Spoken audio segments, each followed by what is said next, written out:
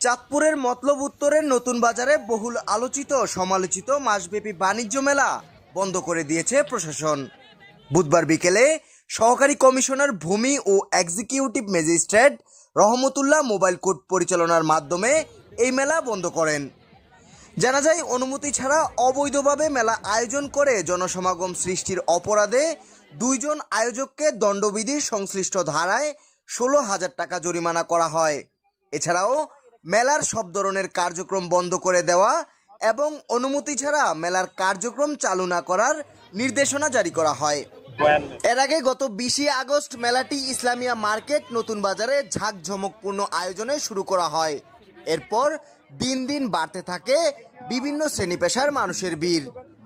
মেলায় দেশের বিভিন্ন জেলার ব্যবসায়ীরা 22টি স্টল এবং কয়েকটি প্যাভিলিয়নে তাদের পণ্য প্রদর্শন করতে থাকেন।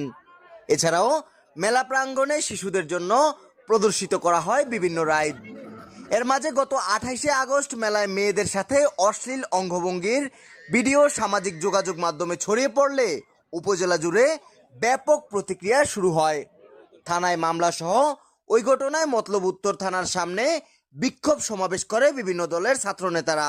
এরপর 2 দিন বন্ধ করে দেওয়া হয় মেলাটি। পরে আবার পুনরায় মেলাটি চালু হলেও বুধবার তা বন্ধ করে দেয় প্রশাসন।